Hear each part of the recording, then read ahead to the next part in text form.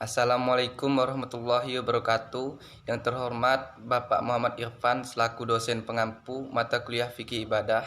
Izin memperkenalkan diri. Nama saya Heri Irawan dengan NPM 2021020074 kelas B Prodi Hukum Tata Negara semester 1.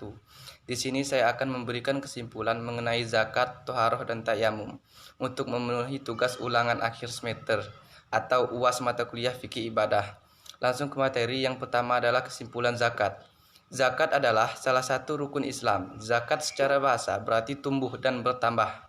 Dan menurut syariat berarti sedekah wajib dari sebagian harta. Sebab dengan mengeluarkan zakat, maka pelakunya akan tumbuh mendapat kedudukan tinggi di sisi Allah Subhanahu wa taala dan menjadi orang yang suci serta disucikan. Juga bisa berarti berkah, bersih, suci, subur dan berkembang maju. Macam-macam zakat. Secara garis besar ada dua macam, yaitu zakat harta benda atau mal dan zakat fitrah. Mengenai zakat mal, mal sendiri menurut bahasa berarti harta. Jadi zakat mal yaitu zakat yang harus dikeluarkan setiap umat muslim terhadap harta yang dimiliki, yang telah memenuhi syarat haul dan nishabnya.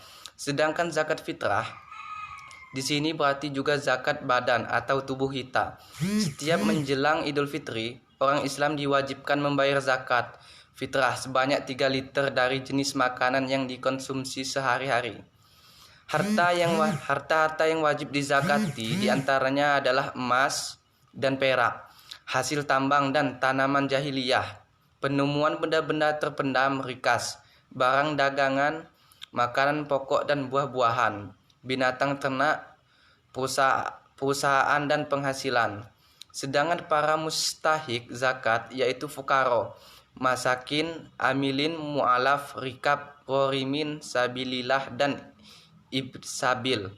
Humus itu dibahas secara khusus oleh mazhab Imamiyah. Humus adalah membayar 1/5 dari harta benda yang tersisa selama 1 tahun dan juga harta-harta penemuan. Harta-harta yang dikumpulkan tersebut menjadi hak seluruh umat Islam untuk kemaslahatan hidup mereka dan imam yang ada pada masanya. Berarti sekarang menjadi milik Imam Mahdi As-Afas. Kesimpulan toharoh. Kebersihan yang sempurna menurut syar'a disebut toharoh. Merupakan masalah yang sangat penting dalam beragama dan menjadi pangkal dalam beribadah, yang menghantarkan manusia berhubungan dengan Allah Subhanahu wa taala. Tidak ada cara bersuci yang lebih baik daripada cara yang dilakukan oleh syariat Islam. Karena syariat Islam menganjurkan manusia mandi dan berwudu. Walaupun manusia masih dalam keadaan bersih, tapi ketika hendak melaksanakan sholat dan ibadah-ibadah lainnya yang mengharuskan berwudu, begitu juga dia harus pula membuang kotoran pada diri dan tempat ibadahnya dan mensucikannya, karena kotoran itu sangat menjijikkan bagi manusia. Yang pertama adalah pengertian toharoh. Toharoh menurut bahasa ialah bersih dan bersuci dari segala kotoran, baik yang nyata seperti najis maupun yang tidak nyata seperti aib. Menurut istilah para fuqaha, berarti membersihkan diri dari hadis dan najis, seperti mandi, berwudu, dan bertakyamum. Suci dari hadas ialah dengan mengerjakan wudu, mandi, dan takyamum. Suci dari najis ialah menghilangkan najis yang ada di badan, tempat, dan pakaian. Firman Allah Subhanahu wa taala, sesungguhnya Allah menyukai orang-orang yang tobat dan menyukai orang-orang yang menyucikan diri. Surat Al-Baqarah ayat 222. Urusan bersuci meliputi beberapa perkara sebagai berikut. Yang pertama adalah alat bersuci seperti air, tanah, dan sebagainya. Yang kedua, kaifat, cara bersuci. Yang ketiga, macam-macam dan jenis-jenis najis yang perlu disucikan. Yang keempat, benda yang wajib disucikan. Yang kelima, sebab-sebab atau keadaan yang menyebabkan wajib bersuci. Alat-alat yang penting untuk bersuci ialah air. Jika tidak ada air, maka tanah, batu, dan sebagainya dijadikan sebagai alat pengganti air. Lalu selanjutnya adalah macam-macam air. Air yang dapat dipergunakan untuk bersuci ada 7 macam, yaitu yang pertama adalah air hujan, yang kedua air sungai, yang ketiga air laut, yang keempat air dari mata air, yang kelima air sumur, yang keenam air salju, dan yang terakhir adalah air embun. Dan kesimpulan yang terakhir adalah kesimpulan takyamum. Takyamum dalam bahasa Arab artinya bermaksud atau bertujuan, dan dalam ilmu fikih ialah menghapus muka dan kedua tangan dengan tanah yang suci sebagai pengganti wudhu dan mandi besar.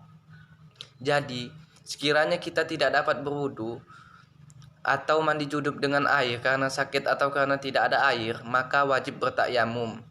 Takyamum adalah salah satu ruksah atau keringanan dari Allah diberikan kepada umat Islam yang memiliki uzur atau halangan seperti sakit dan ketiadaan air. Dan syarat-syarat takyamum, yang pertama adalah harus dengan tanah suci yang berdebu diiringi dengan tujuan ingin bertakyamum. Yang kedua harus dengan 2 penghapusan, menghapus muka dan tangan sampai ke siku hanya 1 kali penghapusan. Takyamum adalah pengganti wudhu, maka pengganti harus sama dengan yang diganti. Jadi penghapusan tangan sampai ke siku dalam takyamum sama dengan perintah Allah untuk membasuh tangan sampai ke siku di saat wudhu. Yang ketiga, boleh bertakyamum hanya setelah masuk waktu sholat, karena takyamum adalah pengganti air dan tidak dilakukan kecuali setelah masuk waktu, yaitu setelah diyakini betul-betul ketiadaannya. Yang keempat, harus bertakyamum setiap sholat fardu. Yang kelima, tertib antara kedua penghapusan, yaitu menghapus muka dahulu baru setelah itu tangan. Selanjutnya sunnah takyamum, yaitu yang pertama membaca bismillah, mendahulukan yang kanan dari yang kiri, menghapus muka dari atas ke bawah seperti membasuh muka dalam berwudu, mengurangi debu tanah berturut-turut, yaitu tidak ada jarak waktu antara menghapus muka dan tangan, dengan membuka jari-jari tangan sewaktu meletakkannya di tanah, membuka cincin, melewatkan tangan yang berdebu ke anggota takyamum, menghapus muka dan tangan 1 kali, menghadap kiblat, berdoa setelah selesai sama seperti doa setelah wudhu. Yang membatalkan takyamum, yaitu semua yang membatalkan wudhu, membatalkan takyamum, melihat air sebelum sholat bagi yang bertakyamum karena tidak ada air. Fungsi takyamum sebagai pengganti air, dan air merupakan alat utama untuk bersuci. Maka jika ada air, takyamumnya tidak berfungsi. Selanjutnya murtad, keluar dari agama Islam. Sekian dari saya akhiri. Wassalamualaikum warahmatullahi wabarakatuh.